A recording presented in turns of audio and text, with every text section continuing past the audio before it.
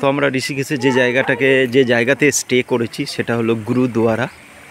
এর লোকেশানটা আমার খুব ভালো লাগে, চারিদিকে পরিষ্কার পরিচ্ছন্ন, নিরিবিলি শান্ত পরিবেশ, তার মাঝখানে এখানে একটা সরোবর আছে। আর এইখান দিয়ে সোজা এগিয়ে গেলে সামনে বিভিন্ন রকম নিবাস আছে। গুরুদুয়ারা যেমন এটা হচ্ছে গুরু নানক নিবাস, বিভিন্ন নামের সঙ্গে এই বিল্ডিংগুলো তৈরি। তো আমার যে রুম আছে সেটা এগিয়ে গিয়ে ওখান থেকে আমরা হেঁটে হেঁটে চলে যাচ্ছি আস্তে আস্তে। এখানে কি সুন্দর সুন্দর ফুল গাছ আছে।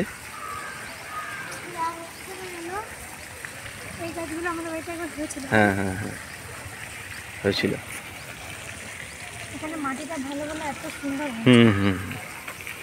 মাটি ভালো, প্লাস এরা প্রচণ্ড মানে ঠান্ডাটা বেশি না, ঠান্ডাতে গাছপালা। বাবা উপরে উঠো না, বকা পরিষ্কার করেছে কালকে জল দিয়ে, উঠো না।